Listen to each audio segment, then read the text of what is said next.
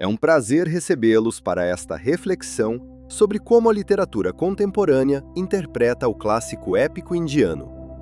Hoje, vamos explorar uma obra profunda e provocativa que revisita a história da Mahabharata sob uma nova perspectiva. Os personagens que conhecemos se revelam sob uma luz diferente quando mudamos o ponto de vista. Focaremos numa narrativa em que a divisão tradicional entre luz e sombra perde sua clareza. Trataremos de como a vontade divina se transforma em intriga política e o que significa ser uma peça numa partida de xadrez conduzida por entidades imortais. Prepare-se para mergulhar numa visão alternativa do grande conflito em Kurukshetra, onde a preservação da ordem mundial exige decisões duras e o desígnio supremo molda os destinos de guerreiros e sábios. Este olhar renovado nos convida a deixar de lado o maniqueísmo habitual da Mahabharata, que apresenta os filhos de Pandu e Dhritarashtra como representantes do bem e do mal. Tradicionalmente, os Pandavas simbolizam a Dharma, a lei universal e a ordem, enquanto os Kauravas são vistos como seus destruidores. No entanto, aqui, a perspectiva muda para uma tragédia humana, onde as fronteiras entre o certo e o errado se tornam tênues. Nesta interpretação, as divindades intervêm na história não por um ideal abstrato, mas por objetivos pragmáticos próprios. Baseando-se nos versos originais do épico, o autor revela o lado oculto do plano divino.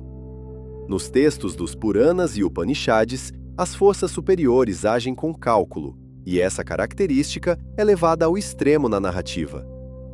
Meu nome é Lucas Oliveira. Você está assistindo o canal Segredos Antigos. Obrigado por assistir meu conteúdo. Ficarei feliz com sua inscrição e like. Aproveite o vídeo. Ao acompanhar o desenrolar dos acontecimentos, o leitor sente o peso do conhecimento do futuro. Os personagens vivem, amam, formam famílias e fazem planos, sem suspeitar que seus destinos já foram traçados. Cada passo, cada decisão aproxima-os da inevitável tragédia em Kurukshetra. Essa desconstrução do mito ajuda o leitor moderno a compreender melhor a antiga filosofia indiana, retirando o véu do heroísmo épico para revelar a complexidade e contradição dos personagens. Passamos de heróis arquetípicos a seres humanos com motivações, medos e dúvidas palpáveis. Por exemplo, a justa ira pode ser fruto do orgulho ferido, e o cumprimento do dever, uma tentativa de evitar a condenação social. Isso torna o texto ancestral surpreendentemente atual, diminuindo a distância temporal entre os personagens e o público. Entender esses motivos humanos leva a questionar quem criou as condições para que eles se manifestassem. Se as pessoas são vulneráveis às paixões, alguém deve ter manipulado esses sentimentos. Na Mahabharata original, a intervenção divina aparece como auxílio aos justos. Nesta versão alternativa, ela se revela uma complexa manipulação. Surge então a pergunta: qual o propósito desse jogo cruel em que gerações de guerreiros são formadas para se destruir mutuamente? Refletindo, fica claro que o conflito não nasceu de uma simples disputa familiar. Foi necessário fomentar o ódio de forma sistemática, sustentado pela autoridade das forças superiores. As intrigas no palácio de Hastinapura ganham uma dimensão diferente. Conselheiros conversam às escondidas, reis recebem emissários, sacerdotes realizam rituais complexos para agradar os protetores invisíveis. Mas tudo isso é apenas a face visível de um mecanismo muito maior. As decisões verdadeiras são tomadas além do alcance da compreensão humana. Os governantes mortais acreditam que comandam seus reinos, criam leis e julgam seus súditos. Pronunciam discursos sobre honra e a necessidade de defender suas terras. Contudo, na realidade, seguem um caminho traçado muito antes de nascerem. Cada combatente carrega dentro de si a semente da própria ruína. O romance investiga detalhadamente como as entidades divinas exploram as fraquezas dos líderes. A alguns oferecem poder, a outros prometem glória, e alguns são vinculados por juramentos de paz. Aos poucos, essas ações simples ganham forma de uma conspiração global. Nenhum mortal consegue enxergar o quadro completo. Eles veem apenas seus inimigos imediatos: irmãos, tios, mestres do outro lado das barricadas. Essa limitação da visão humana torna-se a arma principal nas mãos daqueles que observam tudo de uma altura inacessível. Segundo os Puranas tradicionais, a Terra, cansada do peso que carregava, assumiu a forma de uma vaca e foi até o criador Brahma para reclamar do fardo imposto pelos demônios, conhecidos como Asuras. Essas entidades não eram meros errantes das florestas. Nasciam em famílias reais, ocupavam tronos, criavam poderosos reinos. Erigiam fortalezas impenetráveis, reuniam vastos exércitos e impunham suas leis, perturbando a ordem natural. Atendendo ao pedido da Terra, as divindades decidem purificar o planeta desse fardo. Pesquisadores interpretam essa imagem como uma metáfora para o excesso populacional e o esgotamento dos recursos, que exigem uma renovação radical. Mas nesta obra, o foco muda para a forma como as forças superiores manipulam a história para realizar essa limpeza por meio de terceiros. O problema não está nas criaturas míticas, mas na casta dos governantes. Historicamente, os kshatriyas formavam a base do Estado na antiga Índia. Desde a infância, sua vida era regida por regras rígidas. Os meninos aprendiam arco e flecha, condução de carruagens, manejo de espada e lança. Estudavam estratégia, política e economia. Com o tempo, esses governantes adquiriram poderes além do humano. Os reis dominaram armas divinas, conheceram mantras secretos capazes de invocar fogo celestial ou secar rios, e perderam o temor diante dos protetores invisíveis. Realizavam rituais complexos, ofereciam grandes rebanhos de vacas e barras de ouro aos brahmanes, acumulando méritos espirituais que os tornavam quase invulneráveis. Para manter seu poder e preservar a hierarquia, as divindades precisam eliminar esses super-humanos. O panteão superior sabe que um confronto direto poderia destruir até mesmo os céus, pois muitos guerreiros terrestres são mais poderosos que os próprios deuses. Surge então um desafio logístico. Como levar milhões de soldados treinados no mundo inteiro a se aniquilarem mutuamente? Um comando direto não funcionaria, pois os reis são orgulhosos demais para obedecer cegamente. É necessária uma guerra mundial, e para desencadeá-la, um conflito que atinja as bases de honra, dever e direito à terra. O nascimento dos primos, Pândavas e Kauravas, na mesma dinastia governante de Kuru, é um exemplo desse passo deliberado. Trata-se da criação de um detonador de efeito retardado.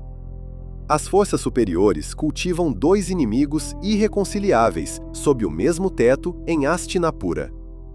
Os meninos brincam juntos, aprendem com os mesmos mestres, comem à mesma mesa, mas a cada ano a distância entre eles cresce.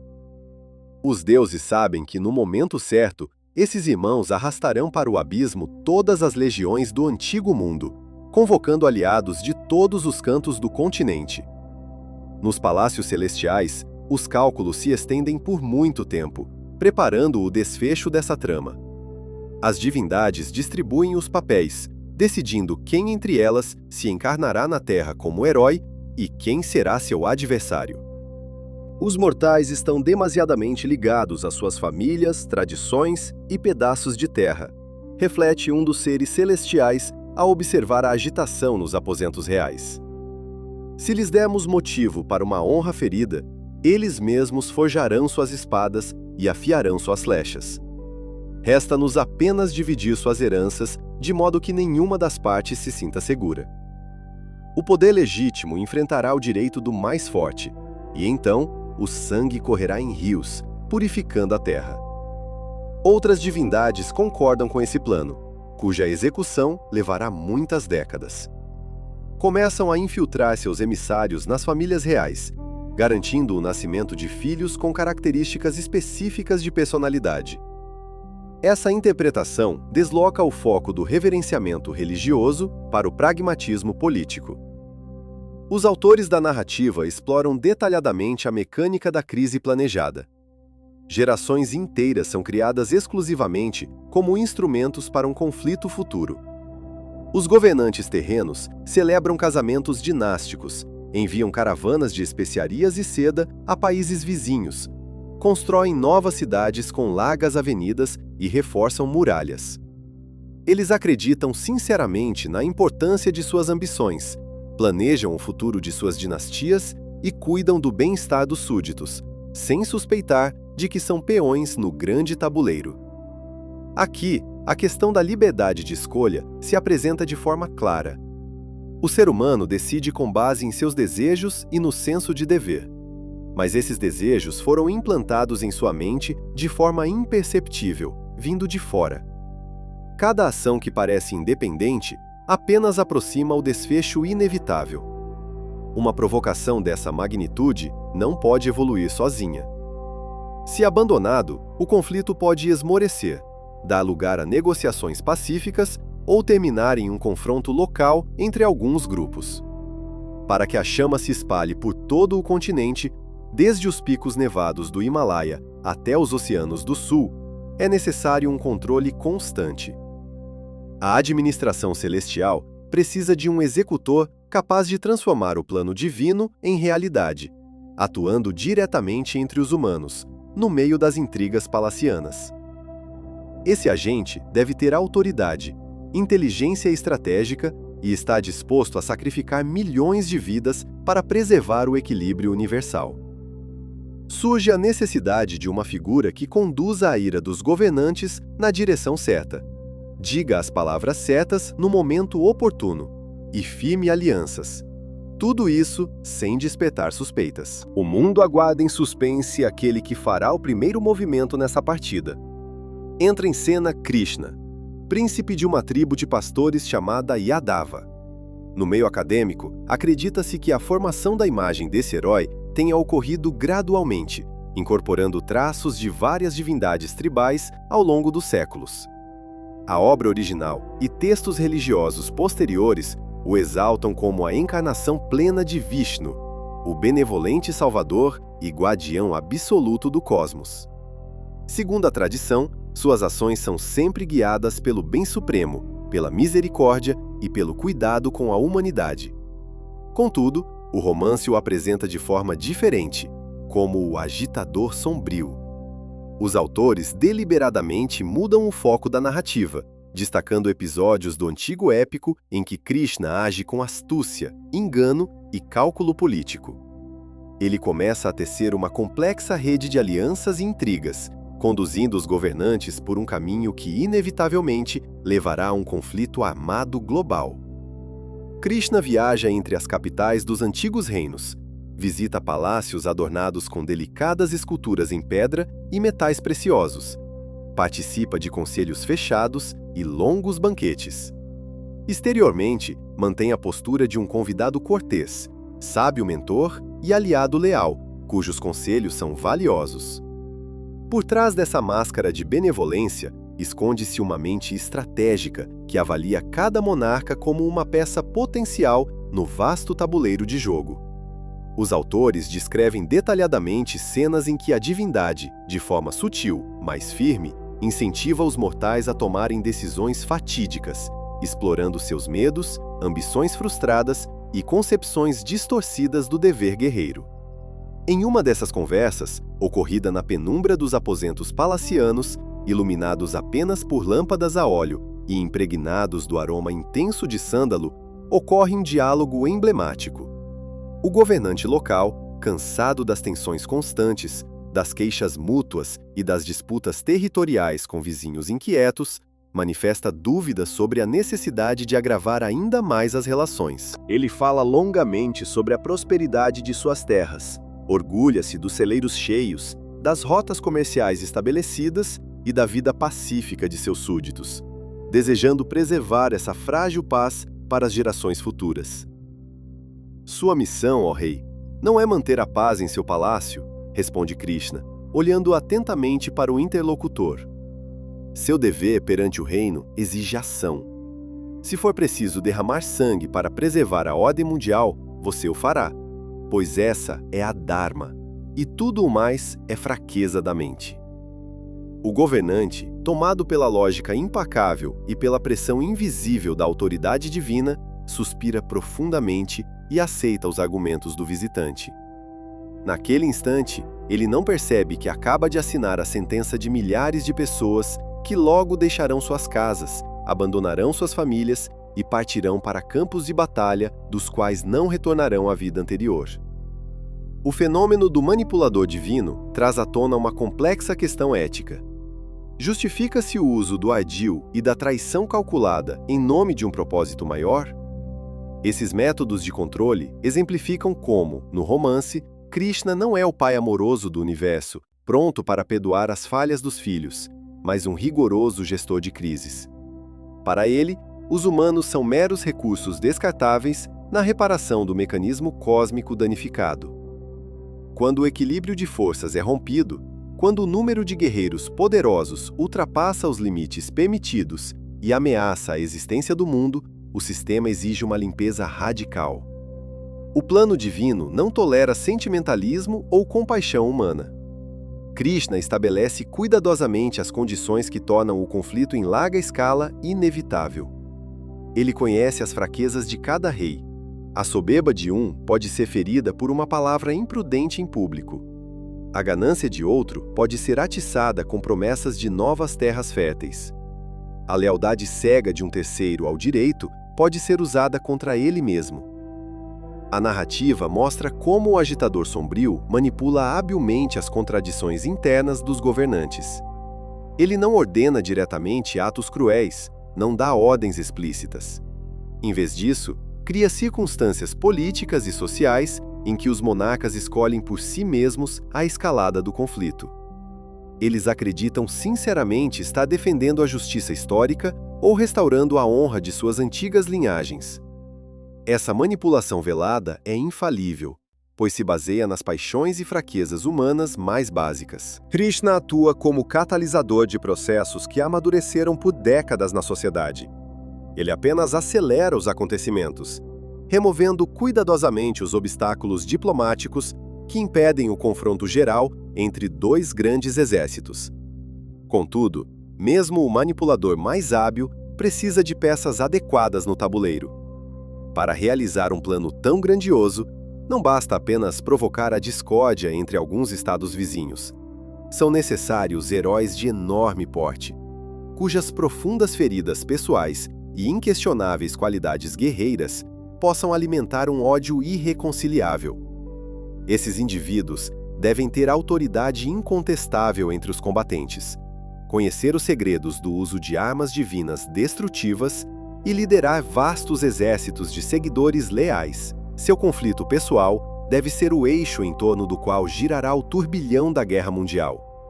O gestor divino terá a missão de encontrar aqueles cuja reputação impecável e alto status possam arrastar todos os demais governantes do continente para um confronto sangrento.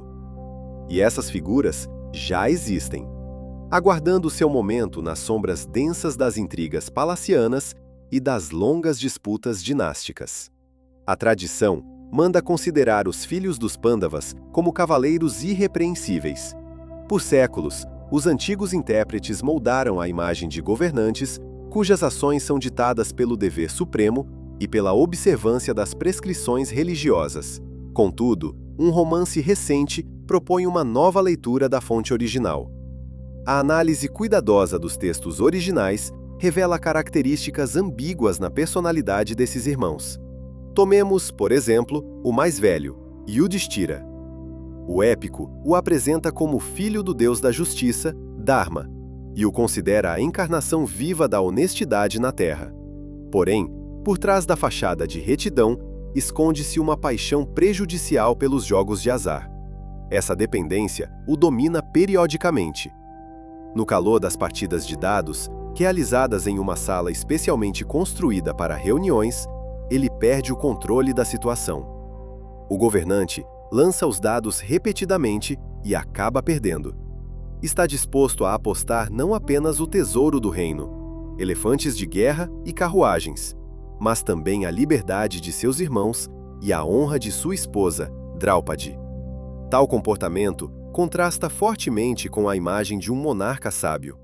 Arjuna, reconhecido como o melhor arqueiro de sua época, demonstra arrogância em relação aos guerreiros de origem humilde. Ele se deleita no poder obtido graças à intervenção divina e ao domínio de armas celestiais capazes de destruir exércitos inteiros. Em sua busca pela glória militar, esquece a compaixão humana, eliminando adversários que já se renderam ou perderam suas carruagens. Bhima, dotado de força física impressionante, frequentemente manifesta uma crueldade descontrolada nas batalhas. Seus métodos de luta com clavas às vezes violam de forma grosseira os códigos de honra dos casta guerreira, que proíbem golpes abaixo da cintura. Os escritores não inventam essas falhas, apenas as extraem do fundo das antigas linhas do Mahabharata, removendo a camada de verniz imposta por editores posteriores. Por outro lado, os Kauravas ganham traços humanos no texto. A tradição os marca como a personificação do mal, mas a mudança de perspectiva permite compreender os motivos por trás de suas ações. O irmão mais velho, Duryodhana, não é apenas um parente invejoso sedento por sangue alheio. Ele surge como um administrador que cuida diariamente da prosperidade do reino. Dá ordens para a construção de novos poços ao longo das rotas comerciais. Lidera tropas para proteger caravanas mercantes contra bandidos e supervisiona pessoalmente a arrecadação de impostos. Além disso, ele é um amigo fiel, característica que se destaca durante um torneio militar em Hastinapura. Quando Arjuna ridiculariza publicamente a origem humilde de Karna e se recusa a enfrentá-lo na arena, é Duryodhana quem intervém. No meio do estádio, proclama Karna rei do reino de Anga, colocando uma coroa em sua cabeça. Ele permanece leal a essa aliança até o fim. Duryodhana, sinceramente, não entende por que deveria ceder o trono legítimo aos primos. Os Pandavas cresceram longe da capital, em ashrams na floresta. Sua juventude foi dedicada à coleta de raízes, estudo das ervas e realização de rituais diários de fogo. Eles não participaram dos conselhos ministeriais, não gerenciaram o orçamento da cidade, nem conduziram negociações diplomáticas com os reinos vizinhos. Não têm experiência prática na administração da máquina estatal de Hastinapura. Para Duryodhana, eles são estranhos que reivindicam o poder apenas por direito de nascimento e proteção divina. O conflito entre os dois ramos da dinastia lunar se intensifica por ambições políticas muito terrenas e pela persuasão habilidosa de conselheiros. Um papel importante na incitação dessa rivalidade cabe ao tio dos Kauravas, o governante da região de Gandhara, chamado Shakuni. Até hoje, os historiadores não chegaram a um consenso sobre suas verdadeiras motivações. Alguns acreditam que ele agiu movido pelo desejo de vingar antigas ofensas à sua família, quando sua irmã foi forçadamente casada com o rei cego Dhritarashtra. Outros o veem como um político pragmático que buscava enfraquecer Hastinapura, provocando uma guerra civil interna.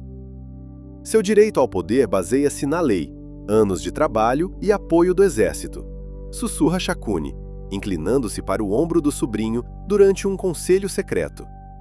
Esses eremitas voltaram ao palácio apenas para colher os frutos do seu esforço. Se você mostrar fraqueza agora, amanhã eles tomarão seu reino, habilmente se escondendo atrás da vontade dos deuses e das profecias. O Estado não tolera fraqueza, ó rei.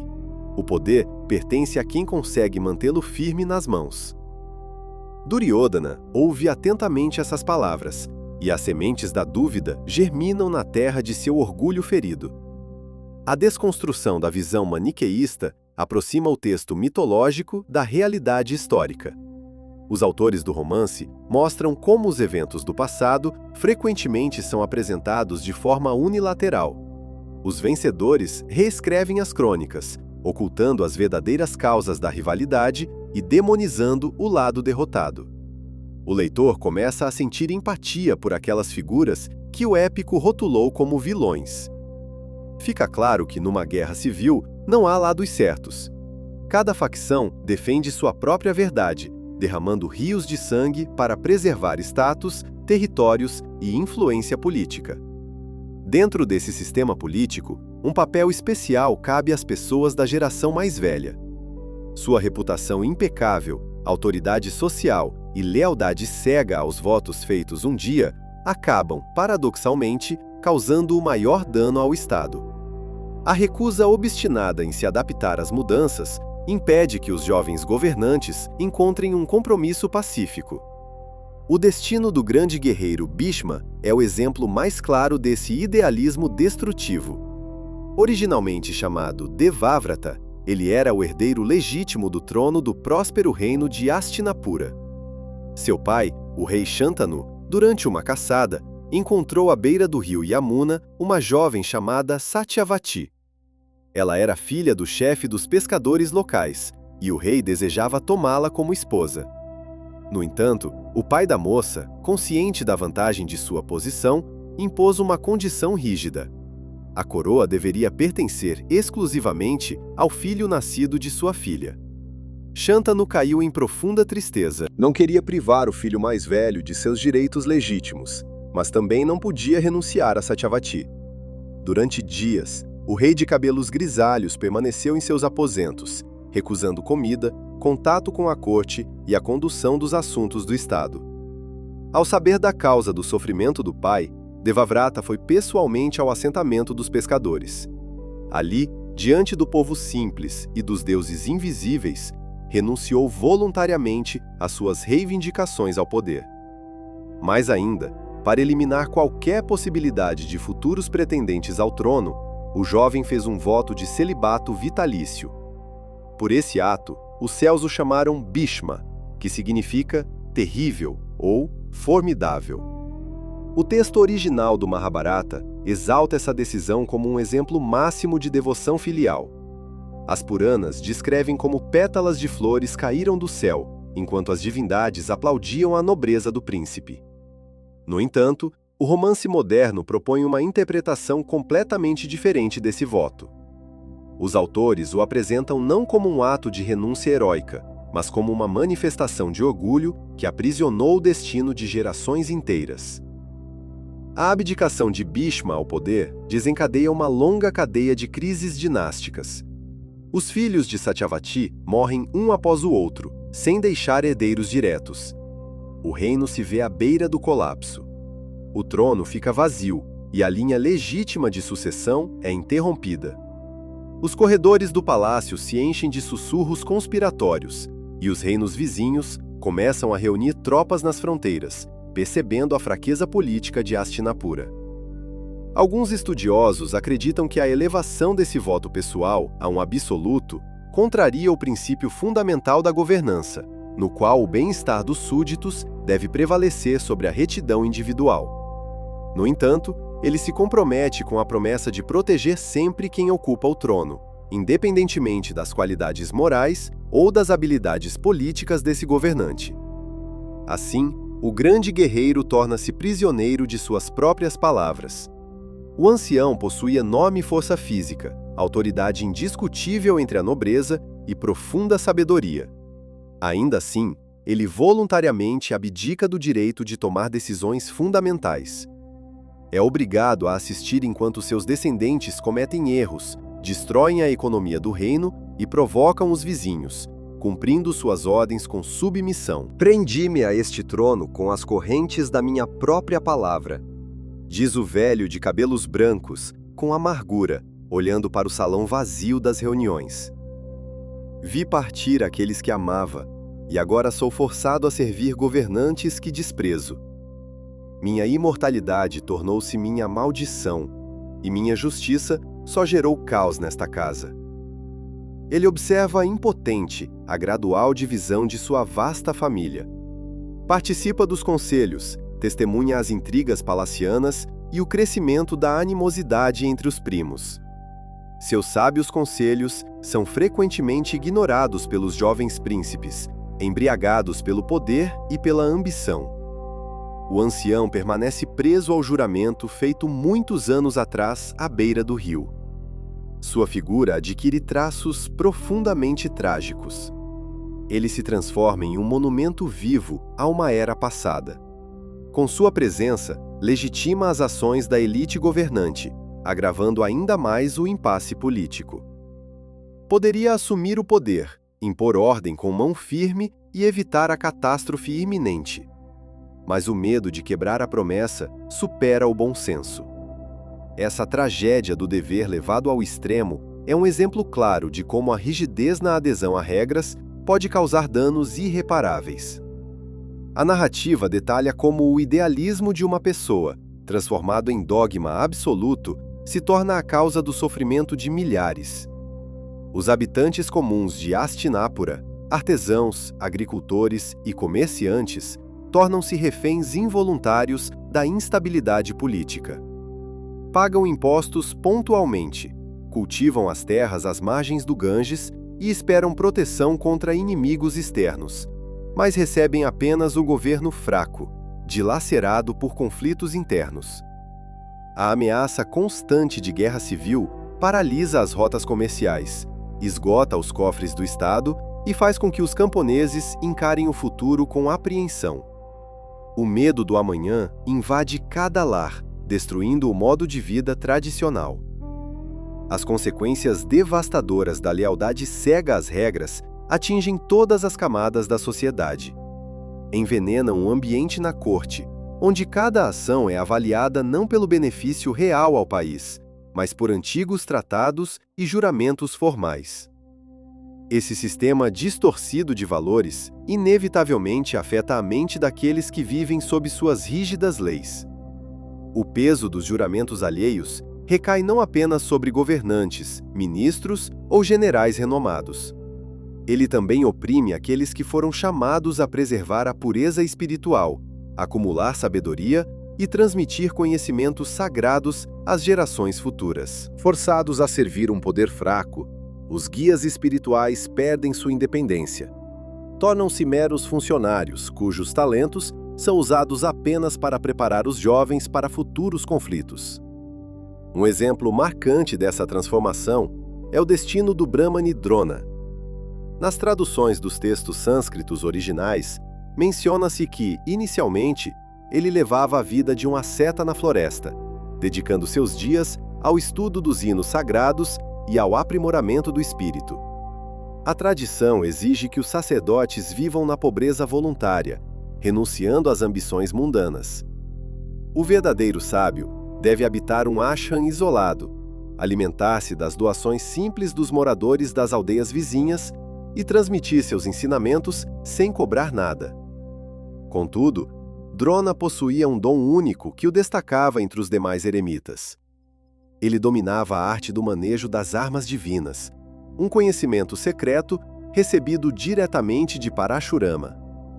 Essa habilidade o tornava uma figura extremamente valiosa para os governantes, sempre em busca de fortalecer seus exércitos regulares.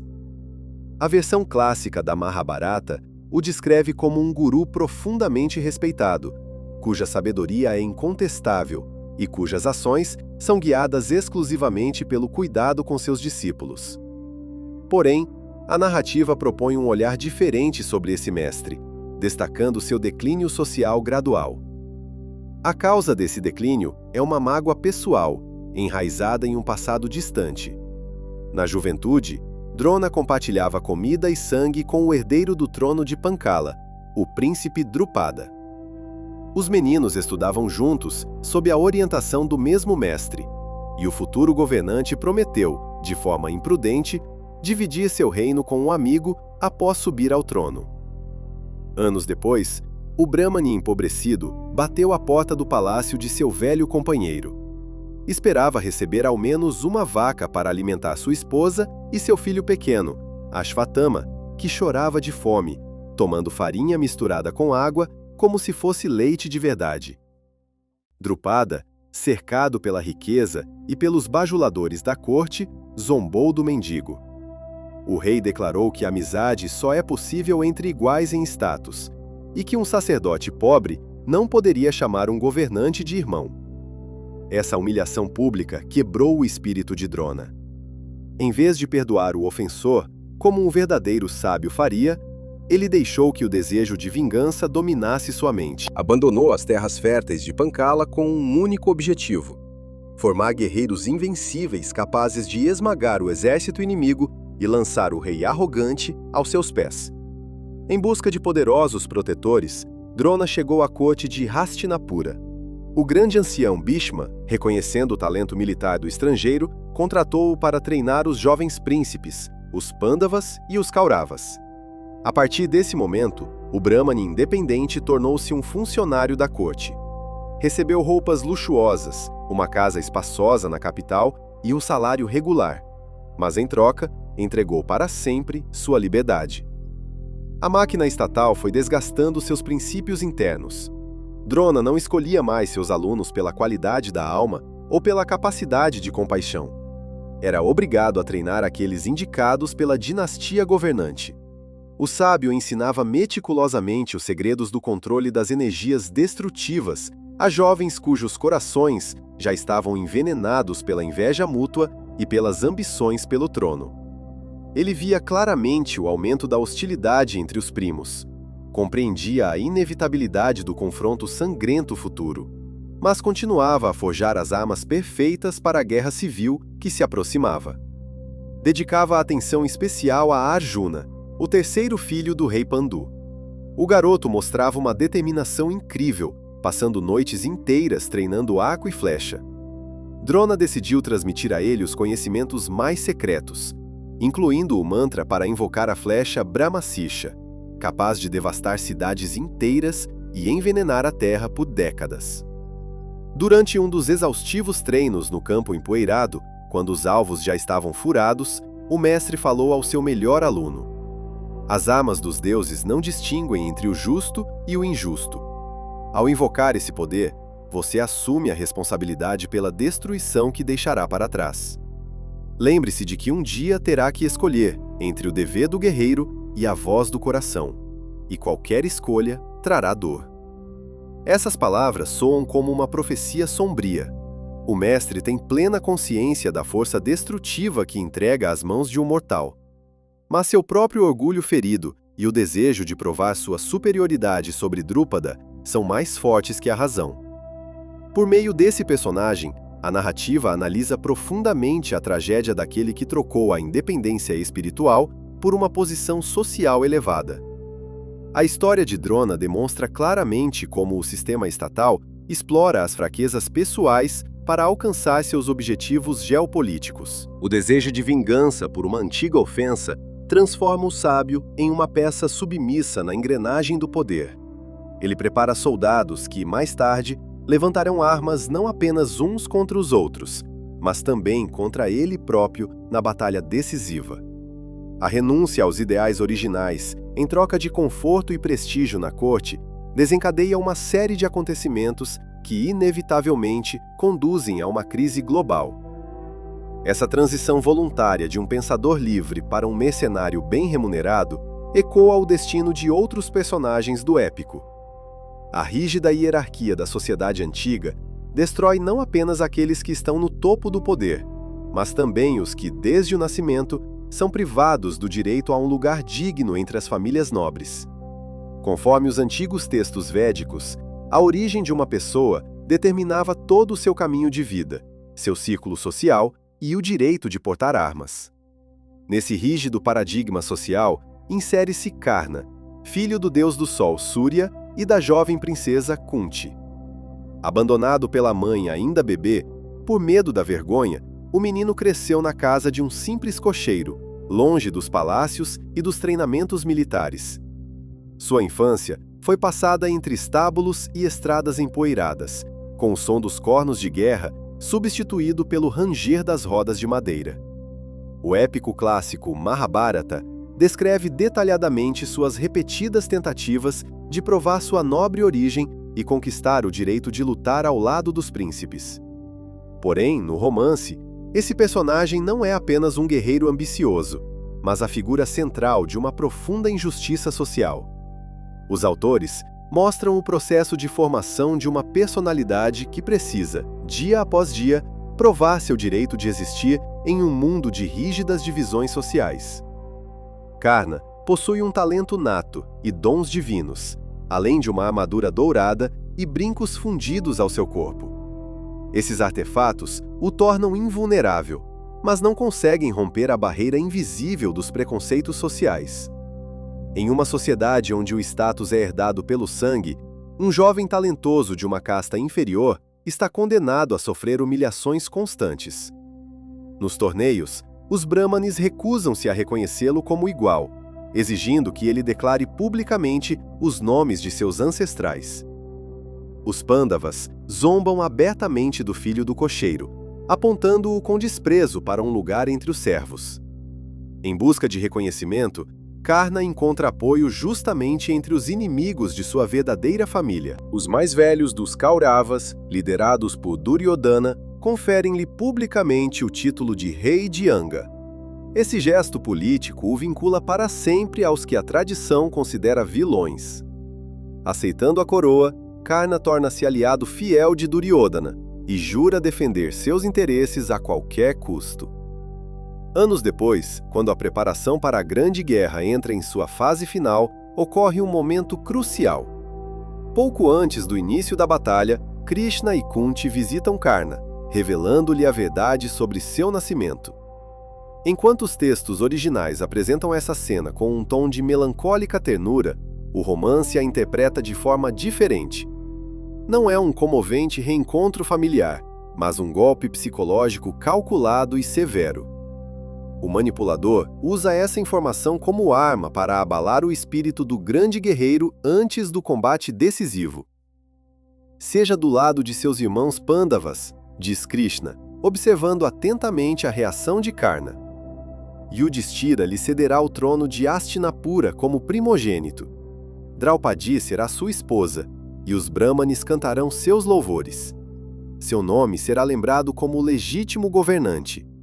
Você terá tudo o que sonhou na juventude, quando estava à margem da sociedade. Karna recusa trair Duryodhana, que o apoiou nos anos de anonimato. Mas a semente da dúvida já foi plantada. Ao conhecer a verdade, ele pede seu principal alicerce interno, a justa ira do exilado. Percebe que durante anos odiou seus próprios irmãos, e seu desejo de superar Arjuna perde o sentido original, transformando-se em um conflito fratricida. Os autores revelam a crueldade do plano divino. Para preservar o equilíbrio geral e garantir a vitória do lado desejado, as forças superiores manipulam as feridas da infância do homem. Karna torna-se uma peça de troca em um grande jogo político. O deus cria uma situação em que o guerreiro mais nobre e generoso fica preso em um impasse. Kunti faz Karna prometer poupar todos os Pandavas, exceto Arjuna. Assim, a mãe prende as mãos do primogênito antes da batalha, privando-o da chance de lutar plenamente. Karna aceita, sabendo que esse acordo custará sua vida. O uso das tragédias pessoais para fins políticos atinge aqui seu limite. O fenômeno Karna demonstra como a estigmatização serve aos interesses de quem controla os processos históricos.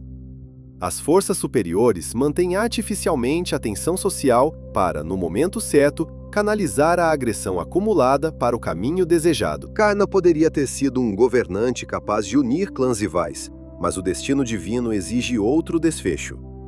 Os super-humanos devem desaparecer, e para isso, precisam ser colocados uns contra os outros. O guerreiro ideal torna-se um obstáculo a ser eliminado. A tensão oculta, acumulada por décadas, explode em um confronto público de interesses. Cada humilhação sofrida pelo filho do cocheiro na juventude, cada olhar de desprezo da nobreza, torna-se combustível para a guerra que virá. O autor demonstra a mecânica do controle das massas por meio da dor individual. Os deuses não dão ordens diretas. Eles criam condições para que as pessoas mesmas empunhem as armas, acreditando na justiça de suas ações.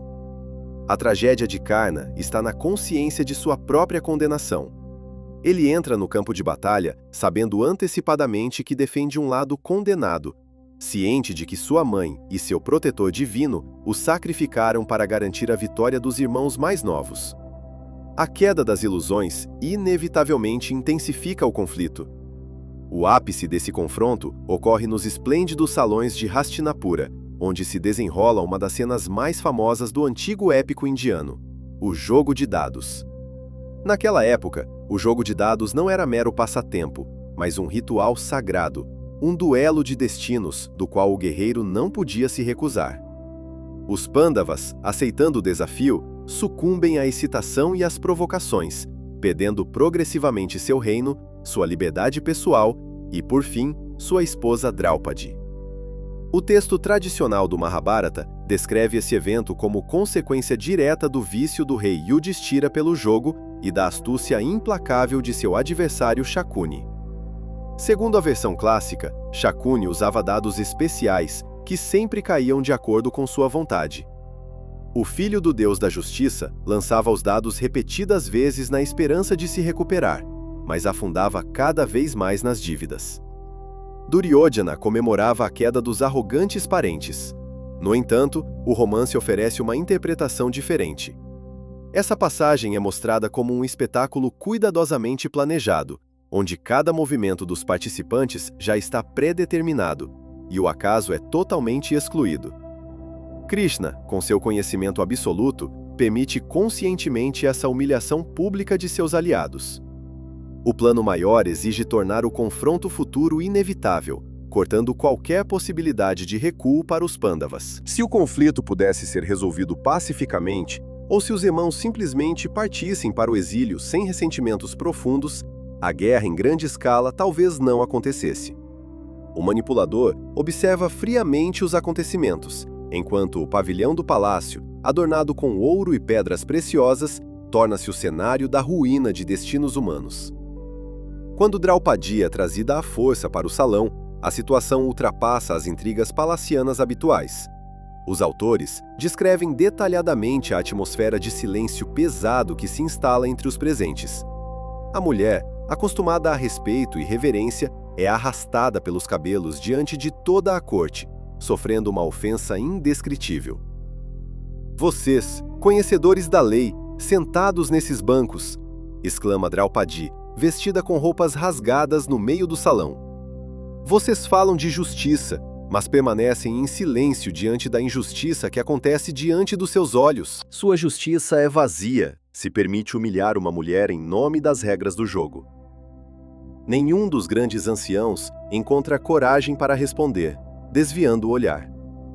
Pandava, Drona e outros sábios respeitados ficam paralisados pelas formalidades. Yudhishthira perdeu-a conforme a lei. Portanto, qualquer intervenção seria vista como violação das antigas normas. A moral flutuante se revela quando autoridades incontestáveis permanecem em silêncio diante da injustiça, escondendo-se atrás de regras formais. Os anciãos preferem preservar sua imagem e seguir o protocolo, sacrificando a honra de uma pessoa viva. Sob a perspectiva da ciência moderna, esse episódio mostra a complexa transição histórica do direito do mais forte para um sistema jurídico e ético mais desenvolvido, onde a letra da lei frequentemente entra em conflito com o espírito da justiça. Pesquisadores destacam que, nos primeiros textos védicos, o jogo de dados era considerado perigoso, mas socialmente aceitável para governantes, ligado à distribuição de bens e rituais. Em versões posteriores do épico, o foco muda para as escolhas morais dos participantes e as consequências destrutivas do vício no jogo. A narrativa retorna ao campo da política fria. Surge a pergunta: por que a intervenção divina salva a honra de Draupadi apenas quando a situação já é irreversível e o rancor está enraizado para sempre? O mito original conta que Krishna torna o tecido do sari de Draupadi infinito, impedindo que seus inimigos a exponham. No romance, esse milagre acontece exatamente quando o conflito alcança seu ponto crítico. A divindade não evita o início da humilhação, apenas a detém no estágio que garante o rompimento de todos os laços familiares. Se a proteção tivesse ocorrido antes, os irmãos Pândavas poderiam ter encontrado forças para perdoar seus ofensores. Agora, a ofensa à esposa exige vingança obrigatória. A humilhação sofrida no Salão do Trono desencadeia um processo irreversível de transformação nos governantes exilados. Privados de riqueza, armas e status, os irmãos são forçados a deixar suas terras e iniciar uma longa jornada de exílio. Essa transição difícil da opulência palaciana para a privação altera sua psicologia. Deixam de ser apenas príncipes nobres seguindo as regras de sua casta e se tornam pessoas movidas por uma sede intensa de restaurar sua honra violada. O conflito criado artificialmente funciona perfeitamente, moldando uma arma ideal para a futura batalha. Cada detalhe desse evento é uma engrenagem importante em um enorme mecanismo de preparação para uma guerra mundial. Os espectadores do jogo espalham a notícia da desonra dos Pândavas por todos os reinos vizinhos. Governantes de outras terras são forçados a escolher lados, avaliando a legitimidade das ações dos Kauravas. Assim, uma disputa familiar local se transforma em um problema geopolítico de grande escala, envolvendo dezenas de estados. Os autores do romance mostram claramente que os conflitos mais devastadores não começam nos campos de batalha, mas no silêncio dos salões cerimoniais, ao som ritmado dos dados. Ao deixar Hastinapura, os exilados carregam consigo uma determinação oculta de recuperar o que perderam, exatamente como esperava o maestro invisível por trás dos acontecimentos.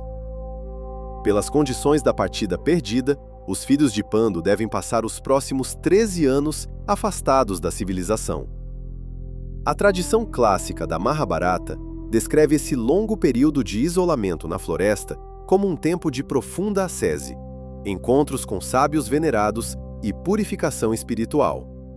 Os textos narram como os exilados ouvem humildemente ensinamentos filosóficos, alimentam-se de raízes e gradualmente se desapegam das coisas terrenas. No entanto, os autores do romance apresentam esses anos sob outra perspectiva. Para eles, a floresta selvagem se transforma em um acampamento militar secreto, e as práticas espirituais são apenas uma fachada para o planejamento meticuloso da vingança futura. As duras condições de sobrevivência, a busca constante por alimento e a defesa contra predadores fortalecem os corpos dos antigos príncipes, transformando-os em máquinas perfeitas para eliminar inimigos. Enquanto os irmãos organizam sua vida entre as árvores, Krishna desenvolve uma atividade invisível, porém intensa. O príncipe dos Yadavas não divide as dificuldades do exílio com eles. Ele parte em viagens pelo continente, atuando como habilidoso negociador. Visitando os palácios dos poderosos governantes de Panchala e Matsya, conduz longas conversas reservadas, avalia os recursos dos potenciais aliados e tece uma complexa rede de acordos secretos. A mágoa pessoal dos 5 irmãos, por meio de seus esforços, transforma-se meticulosamente em uma crise política global.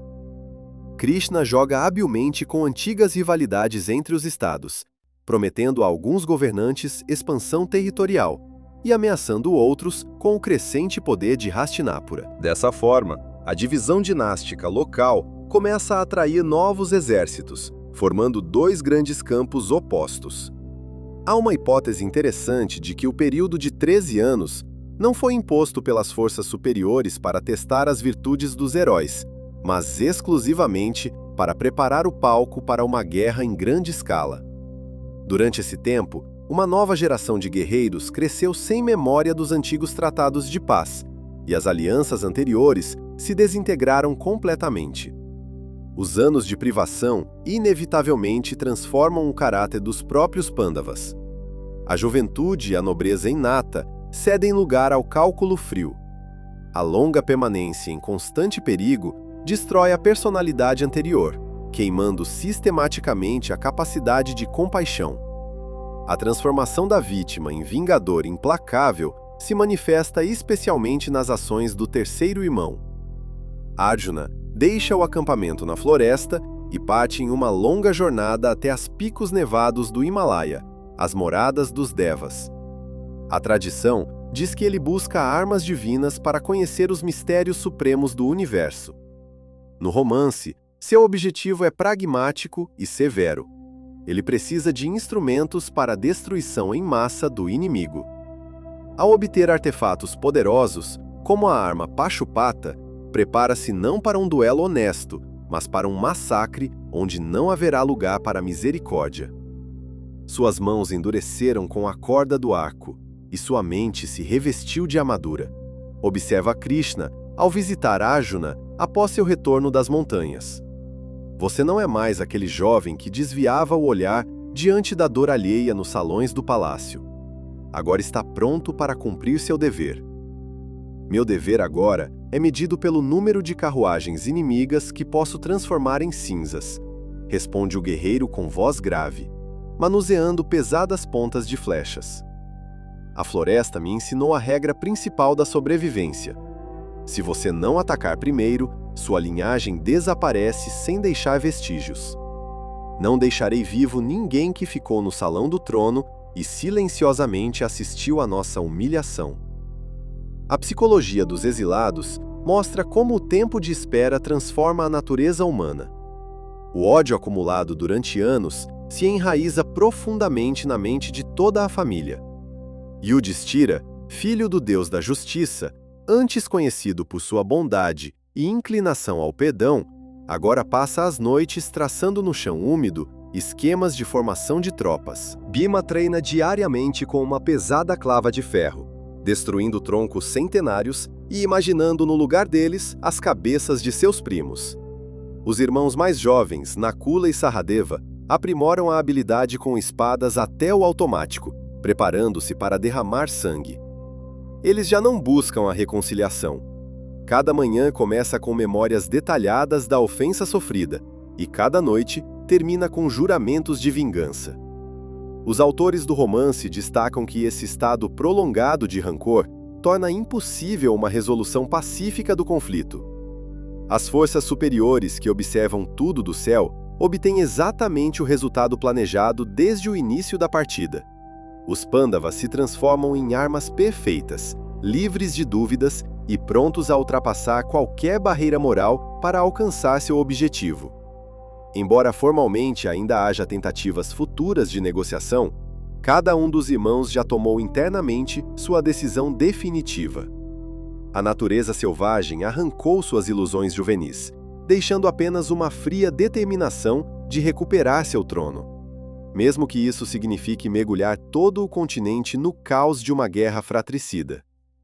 A preparação está concluída, as peças foram posicionadas e o momento da expulsão se aproxima inexoravelmente de seu desfecho lógico. Chega a hora em que a tensão oculta exige uma resolução oficial em nível estatal. Krishna, governante dos Yados, deixa seu acampamento e segue para a capital Hastinapura como emissário oficial. Sua viagem é marcada por grande solenidade.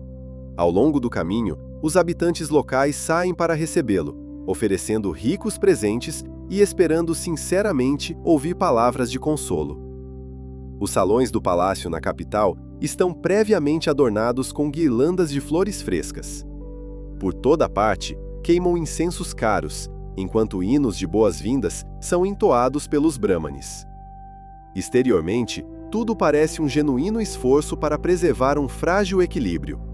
Segundo os antigos épicos indianos, esse episódio é interpretado de maneira clara. O Deus benevolente faz tudo para evitar o confronto iminente. A tradição afirma que ele veio exclusivamente para salvar vidas, tentando convencer governantes que perderam o contato com a realidade.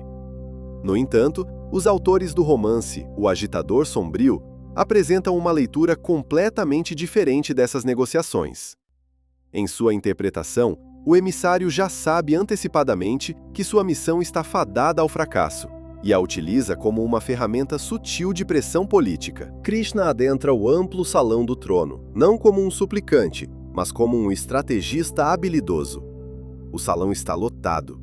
Nos bancos de madeira sentam-se reis influentes, guerreiros renomados e conselheiros. No centro, em um estrado elevado, está o velho rei cego Dhritarashtra. Ao seu lado, o filho mais velho, Duryodhana. E um pouco afastado, sorri astutamente o tio Shakuni.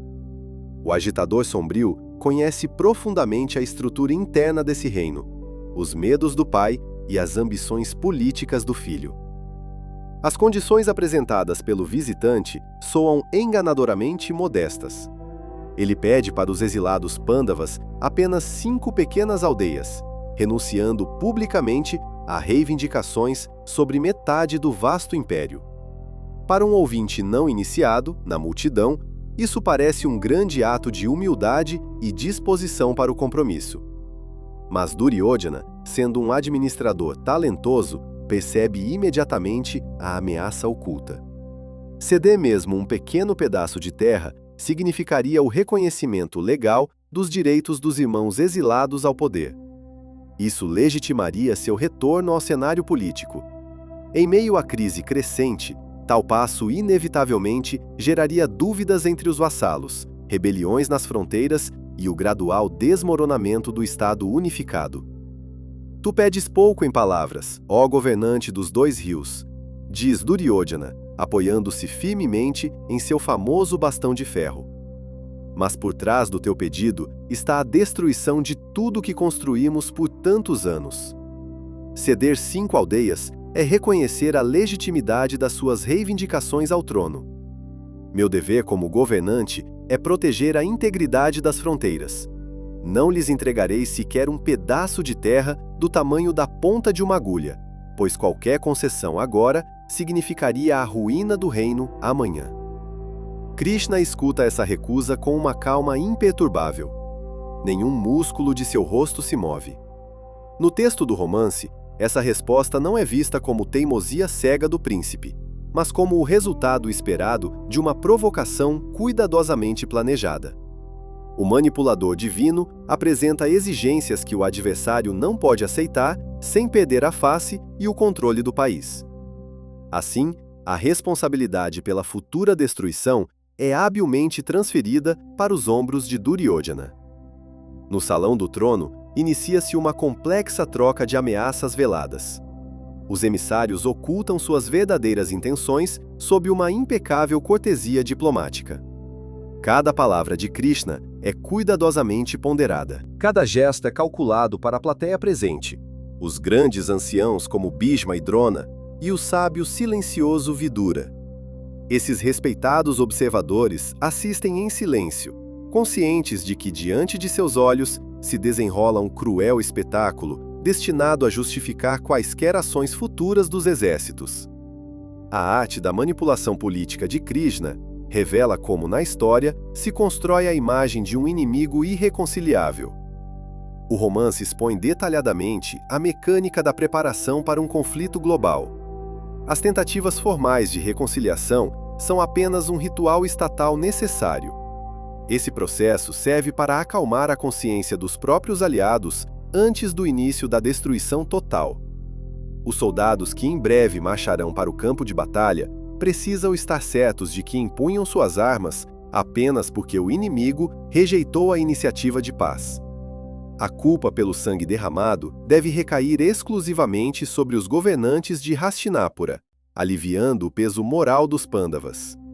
O fracasso dos esforços diplomáticos é oficialmente declarado quando Krishna deixa o palácio, deixando para trás uma sociedade dividida e tomada por um pesado pressentimento de desastre. A ilusão de uma escolha pacífica se dissipa na poeira das estradas. 2 enormes forças, somando milhões de guerreiros, milhares de carros de guerra e elefantes blindados, começam a se reunir no vasto campo de Kurukshetra, onde incontáveis tendas foram montadas e fogueiras acesas. O som das conchas de batalha e dos tambores ecoa pela planície, abafando as vozes da razão. Governantes de todo o continente trazem suas tropas, ocupando posições conforme alianças e laços familiares previamente estabelecidos. A máquina de guerra, acionada muito antes dessas negociações, ganha velocidade total, pronta para triturar destinos humanos. As últimas dúvidas dos mortais são brutalmente silenciadas pela vontade suprema, que exige uma renovação profunda do mundo através da eliminação completa de toda uma geração de poderosos guerreiros kshatriyas. Os primeiros raios do amanhecer iluminam a imensa planície onde fileiras compactas de infantaria, cavalaria pesada e carros de combate aguardam tensamente o primeiro golpe. O ar está carregado de poeira levantada por milhões de pés e do cheiro de apreensão. No centro desse espaço, na faixa neutra entre os dois exércitos prontos para o ataque, uma carruagem de guerra para lentamente. Essa carruagem, puxada por 4 cavalos brancos, foi presente do deus do fogo Agni ao herói. Sobre ela, tremula um estandarte com a imagem do rei macaco Hanuman. A carruagem é conduzida por Krishna, príncipe do povo Yadu, que assume o modesto papel de cocheiro. Atrás dele está Arjuna, renomado comandante e melhor arqueiro de sua época. Tradicionalmente, acredita-se que é nesse momento que se desenvolve o maior diálogo espiritual da filosofia indiana, registrado no 6º livro do Mahabharata, conhecido como Bhagavad Gita. Segundo os textos clássicos, o herói experimenta um profundo abalo ao perceber a gravidade da guerra fratricida que se aproxima. O olhar de Arjuna percorre as fileiras inimigas, buscando símbolos familiares. Em vez de uma massa anônima de adversários, ele reconhece rostos de seus avós, mestres respeitados, primos e amigos de juventude, com quem compartilhava os jogos no palácio de Hastinapura. O pesado arco de guerra Gandiva escapa de seus dedos enfraquecidos. O grande guerreiro se recosta no fundo da carruagem, recusando-se a dar o sinal para o início do derramamento de sangue. O romance O Agitador Sombrio oferece uma interpretação completamente diferente desse episódio canônico, deslocando o foco da revelação divina para um ato de coerção direta. Os autores removem o habitual reverente temor da cena. O tempo no campo de Kurukshetra para subitamente. Flechas disparadas para ajuste ficam suspensas no ar. O tilintar das armaduras de bronze cessa. O vento para de agitar as bandeiras de seda. As conchas e tambores que convocavam para a batalha silenciam. Milhões de pessoas ficam imóveis, como estátuas de pedra. Nesse silêncio absoluto e estranho, Krishna revela ao guerreiro sua verdadeira forma universal, conhecida na tradição védica como Vishvarupa. No contexto do livro, esse processo não se apresenta como uma concessão benevolente do conhecimento supremo a um discípulo merecedor. A divindade revela seu poder infinito e assustador unicamente para quebrar a vontade do mortal que duvida. A consciência pessoal do homem, seu natural repúdio em levantar armas contra seus próprios familiares, torna-se um obstáculo sério para a execução do plano celestial, que exige o início imediato da guerra. A mente humana mal suporta a visão que se descortina diante dela. Arjuna vê uma entidade multiforme, com múltiplos braços e rostos, cujas bocas flamejantes devoram mundos, enquanto governantes de ambos os exércitos são tragados por esse fogo, condenados à destruição. Como posso lançar uma flecha contra aquele que me ensinou a empunhar o arco? Grita Arjuna, desesperado, tentando afastar-se da luz ofuscante. Que alegria há em um reino conquistado a custo dos sangues dos próprios parentes. Prefiro viver da caridade, como um brahmane mendigo, do que governar uma terra banhada pelas lágrimas das viúvas. A resposta da divindade não é um conselho filosófico, mas um veredito frio e absoluto do arquiteto do cosmos. Você lamenta aqueles que não deveriam ser lamentados, afirma com firmeza, esmagando qualquer resistência com sua grandeza. Os corpos são transitórios, apenas o espírito é eterno. O destino deles já está traçado por meu desígnio. Você é apenas um instrumento em minhas mãos. Levante-se e lute. Essa interpretação do texto antigo, vista sob a ótica da pressão psicológica, oferece um material profundo para reflexão. Os autores do romance provocam um debate complexo sobre os limites da intervenção divina nos assuntos humanos. Surge a questão inevitável. O dever para com o cosmos a chamada Dharma, é mais importante que a lei moral interna de cada indivíduo? A força suprema tem o direito de privar o mortal da liberdade de escolha para cumprir um grande plano histórico de purificação do planeta? Nas Puranas originais e nos tratados filosóficos das Upanishads, a submissão à vontade do Criador é vista como o único caminho verdadeiro para a libertação espiritual do ciclo de renascimentos. Já o romance revela o lado sombrio desse processo, a transformação do ser pensante e empático em uma ferramenta sem vontade para a destruição. Arjuna perde completamente a possibilidade de agir conforme sua própria consciência. Suas dúvidas humanas naturais são esmagadas pela autoridade incontestável da entidade onipotente. Quando o tempo retorna ao seu curso habitual, o herói levanta seu arco obedientemente. Mas não é mais o príncipe independente que buscava justiça durante longos anos de exílio. Exteriormente, permanece o mesmo, porém sua vontade está agora totalmente subordinada a um desígnio alheio. Desprovidos de iniciativa própria e cegados pelo sentimento imposto de um dever inquestionável, os guerreiros avançam para o ataque. A partir desse momento, no vasto campo de Kurukshetra, todos os antigos conceitos de honra e nobreza militar são apagados. As rígidas regras do combate justo, que por séculos regularam a vida dos kshatriyas, são descartadas. Para alcançar o objetivo superior, qualquer meio, mesmo o mais desprezível, é válido. Os maiores ícones do passado, que mantiveram fidelidade aos seus ideais, logo se tornam vítimas de um grande engano, ditado por uma necessidade suprema. A grande batalha transforma-se em um extermínio metódico e impiedoso, onde cada golpe é guiado não pela mão humana, mas pelo cálculo frio de marionetistas invisíveis que encenam sua cruel partida.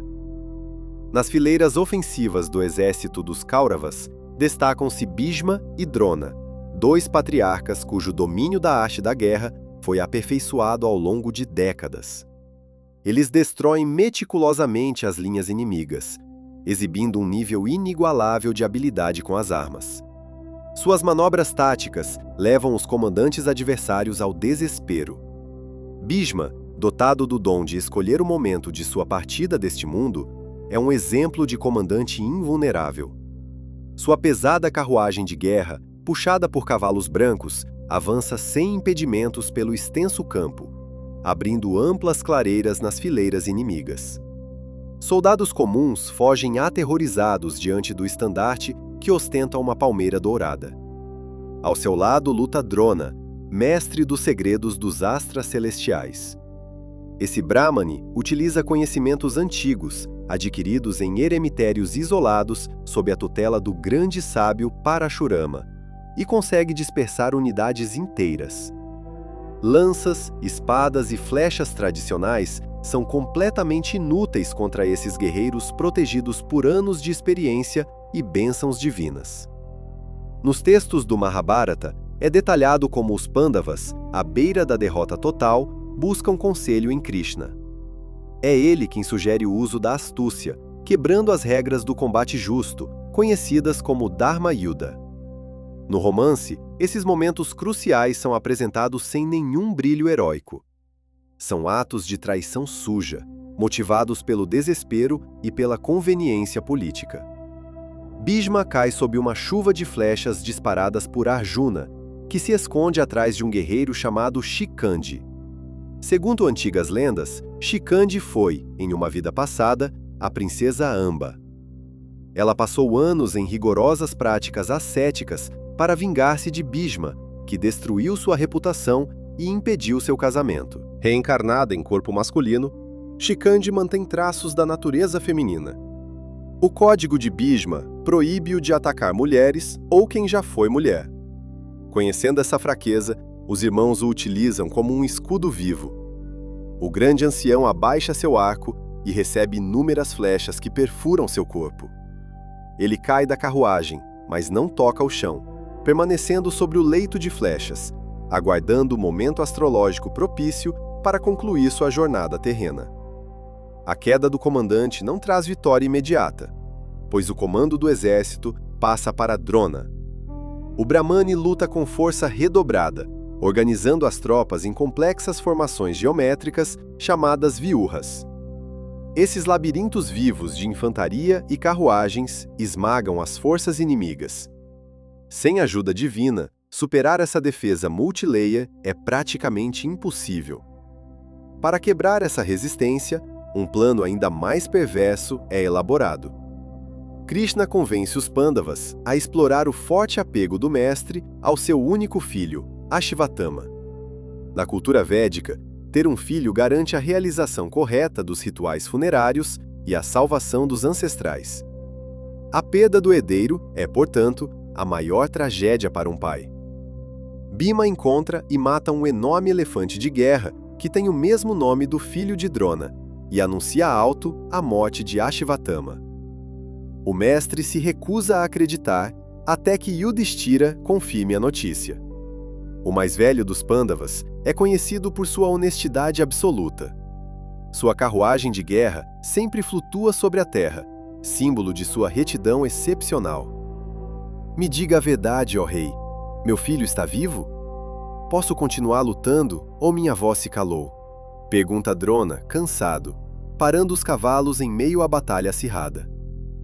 Yudhishthira, impulsionado pela vontade implacável de Krishna, pronuncia a frase fatal. Ele confirma em voz alta a morte de Ashvatthama, acrescentando silenciosamente a palavra elefante, que se perde no estrondo dos tambores e no som prolongado das conchas marinhas. Ao ouvir a mentira da boca do homem mais justo da terra, Drona perde todo o sentido para a vida. Ele abaixa o arco, senta-se no fundo da carruagem e mergulha em profunda meditação. Nesse momento, Drishtadyumna, filho do rei Drupada, viola todas as leis da guerra ao decapitar o ancião indefeso.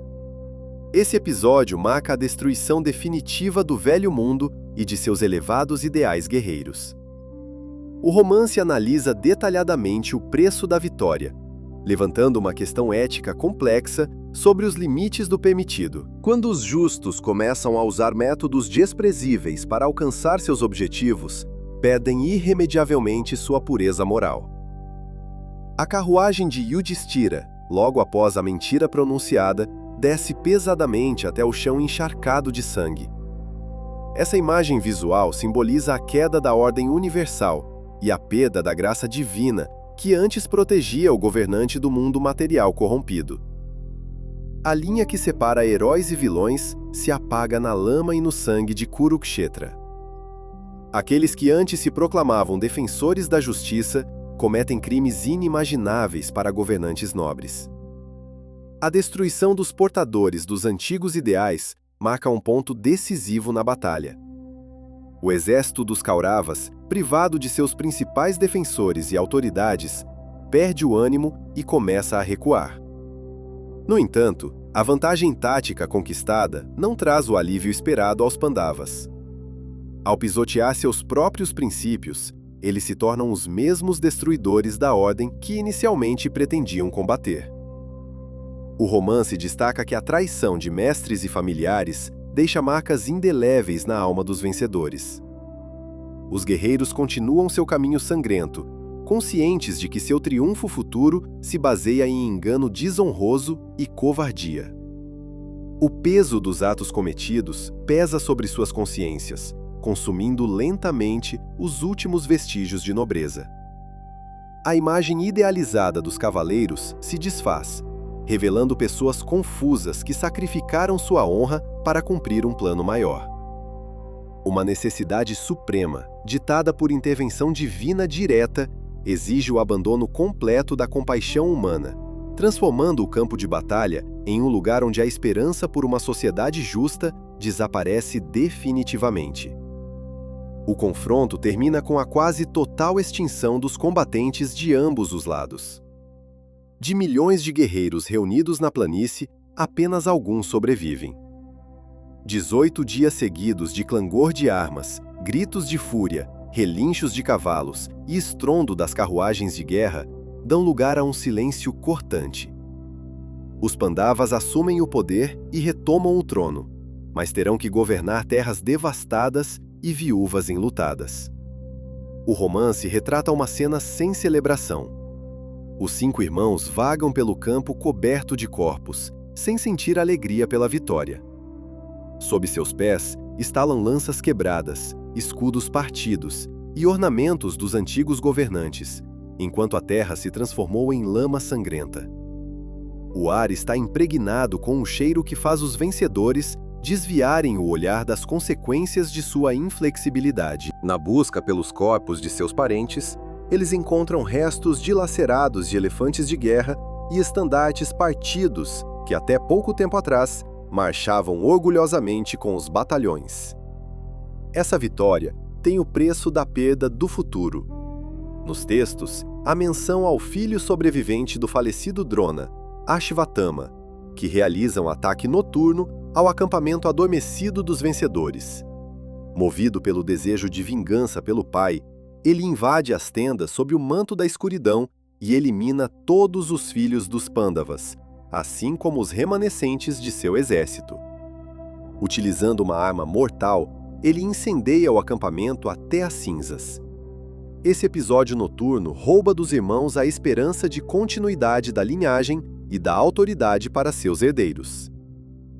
Pela manhã, Yudhishthira, soberano do império, está entre os corpos mutilados de seus próprios filhos, consciente da gravidade do desígnio divino. O preço para manter a ordem mundial é maior do que as ambições terrenas. De quem é essa vitória? Diga-me! Arjuna pronuncia com voz rouca, abaixando seu arco sobre a terra úmida. Lutamos por anos pelo direito à vida e ganhamos apenas um enorme cemitério. Nossos filhos jazem nas sepulturas. Nossos mestres foram derrubados por nossas próprias mãos. Conquistamos a coroa, mas perdemos tudo o que nos fazia humanos. Valeu a pena derramar rios de sangue para governar sobre as cinzas? Será esse o plano dos céus que os sábios nas florestas nos anunciaram? Yudhishthira não encontra palavras para responder. Apenas aperta o manto, tentando se proteger do vento. Nesse momento, os vencedores tomam consciência de seu papel. Percebem que durante todos esses anos foram apenas instrumentos, marionetes cujas cordas eram puxadas por um manipulador sombrio. Suas mágoas, ambições políticas e anseios por justiça serviram de combustível para acionar o mecanismo de uma limpeza global. Krishna, que está próximo, permanece em silêncio, observando os frutos de seu trabalho. Sua missão está cumprida. A casta guerreira, que ameaçava o equilíbrio mundial com seu poder, destruiu a si mesma, abrindo espaço para o início de uma nova era histórica. O plano divino foi realizado em todos os detalhes, e agora o mundo enfrentará um longo período de reconstrução. O reinado dos novos governantes começa com a queima dos corpos. De todos os cantos do país arrasado, mulheres que perderam maridos, pais e irmãos se dirigem ao campo de Kurukshetra. Seus lamentos se unem em um coro que ecoa pela planície, abafando qualquer tentativa de consolo. Os Pandavas conduzem pessoalmente os rituais de despedida, acendendo o fogo sobre as pilhas de lenha, conforme as tradições. A fumaça de milhares de fogueiras sobe ao céu, encobrindo o sol sobre Hastinapura. Os sacerdotes recitam mantras, buscando garantir que as almas dos guerreiros caídos tenham uma passagem digna para o outro mundo. O autor destaca esse momento, mostrando como a cinza cai sobre os rostos e vestes dos governantes, tornando-se a manifestação física de sua culpa. Cada faísca que sobe leva consigo um fragmento da era que se foi, deixando aos sobreviventes apenas o vazio. Essa desconstrução do triunfo revela a ilusão das conquistas militares. O texto enfatiza que nos conflitos não existem verdadeiros vencedores. Restam apenas os sobreviventes, obrigados a carregar o peso da memória por terem permitido que forças superiores jogassem esse jogo. O retorno à capital ocorre sem procissões, sem hinos ou guirlandas de flores, que costumam saudar os triunfadores. O palácio de Hastinapura recebe seus governantes com o eco dos corredores vazios e olhares das servas, que evitam levantar os olhos para os novos senhores, vendo neles apenas presságios de sofrimento. Na sala do trono, os debates dos conselheiros cessaram e o tesouro está esgotado pelos gastos com os exércitos. O velho rei cego Dhritarashtra, que perdeu seus 100 filhos nessa carnificina, recebe os vencedores com uma humildade aparente. Ele abraça os irmãos, escondendo a dor da perda e o desejo de vingança em seu coração. A convivência dos antigos inimigos sob o mesmo teto transforma a vida no palácio em um tormento psicológico. Os Pandavas tentam reconstruir o que foi destruído, organizar a administração do reino e devolver ao povo uma vida minimamente normal. Promulgam novas leis, distribuem terras aos camponeses sobreviventes e tentam restabelecer as rotas comerciais. No entanto, a sombra de Kurukshetra os persegue em cada decisão tomada. O mundo devastado começa lentamente a se recuperar, curando as feridas causadas pela intervenção divina. Enquanto isso, o arquiteto dessa batalha, após cumprir sua missão na Terra, prepara-se para enfrentar as consequências de seus atos. Pois a lei da causa e efeito vale igualmente para todos os seres do universo. A missão de Krishna está completa. O fardo da Terra foi aliviado. Os antigos guerreiros partiram, abrindo caminho para uma era histórica totalmente nova. O manipulador sombrio retorna às suas terras natais, a cidade de Dwaraka, situada na costa ocidental do continente. Essa cidade permaneceu por muito tempo um oásis de prosperidade, enquanto o restante do país ardia em conflitos internos. A vida da tribo Yadava seguia calma. Artesãos criavam joias delicadas, comerciantes fechavam negócios vantajosos com vizinhos estrangeiros, e governantes acumulavam riquezas erguendo palácios de pedra com colunas esculpidas. As ruas estavam cheias de carroças carregadas de grãos e tecidos, formando uma imagem de estabilidade inabalável. Porém, essa ilusão de segurança não duraria. A lei do karma é implacável, e o mecanismo da retribuição histórica já foi acionado. Analisando antigos tratados, percebe-se um detalhe importante. A queda de grandes dinastias frequentemente começa pela corrupção interna, não por invasões externas. Segundo os textos dos Puranas, a destruição da linhagem dos Yadavas foi decretada por uma maldição dos sábios. Certa vez, grandes ascetas, entre eles Vishvamitra e Narada, visitaram as proximidades de Dwaraka. Os jovens príncipes da linhagem Yadava decidiram enganar esses veneráveis anciãos por diversão. Eles vestiram um jovem chamado Samba como uma mulher grávida, amarrando um caldeirão de ferro em sua barriga, e perguntaram aos sábios quem nasceria dessa mulher. Irritados com tamanha falta de respeito, os ascetas responderam que nasceria uma clava de ferro, capaz de destruir toda a próspera linhagem deles. Assustados com essa profecia, os governantes ordenaram que o caldeirão fosse triturado até virar pó e lançado ao oceano, na esperança de evitar o destino anunciado. As ondas trouxeram a poeira de ferro até a praia, onde dela cresceu um canavial denso e resistente. No romance, essa narrativa mitológica ganha a forma de uma profunda decadência social. Um povo que jamais conhecera as privações de uma grande guerra se viu saturado pela tranquilidade.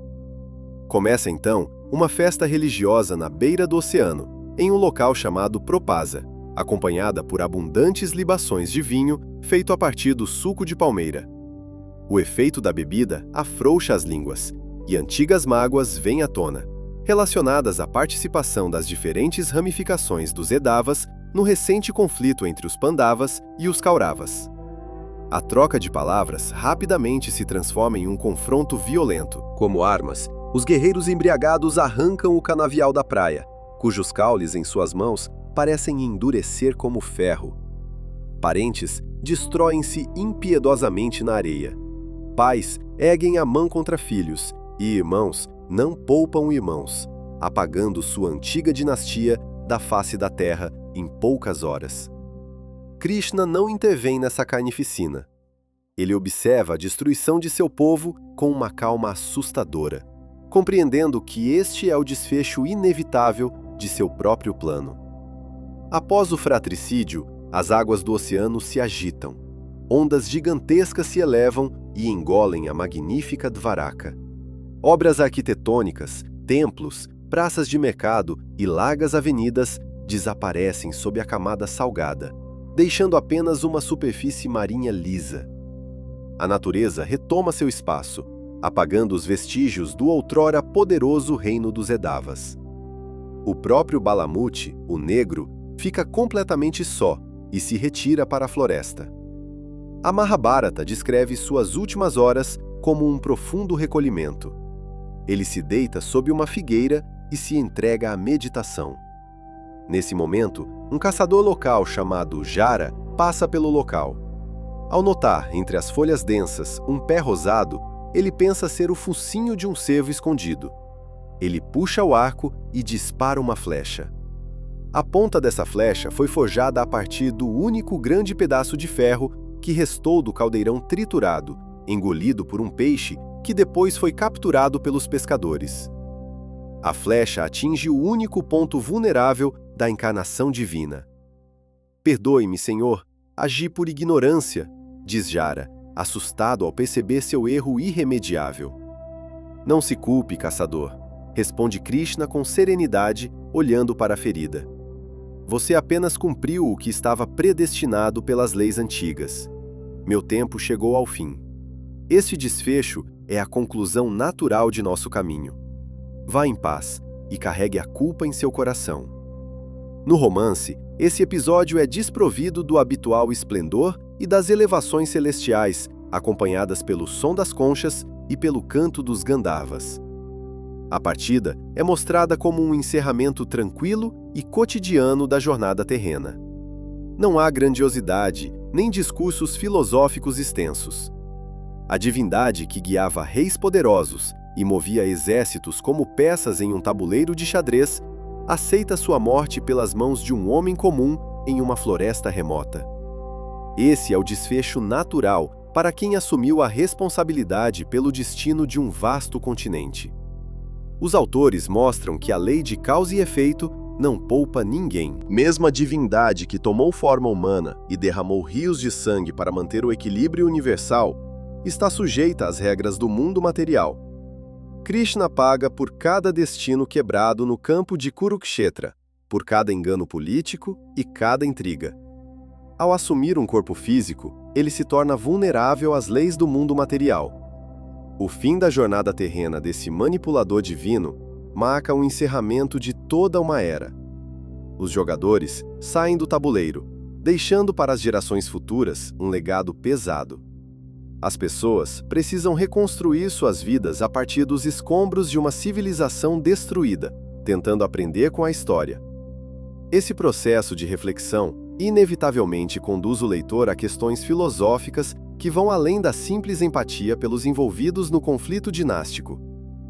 A história de Balamute, o negro, deixa um eco duradouro de pensamentos que lentamente se assentam na consciência.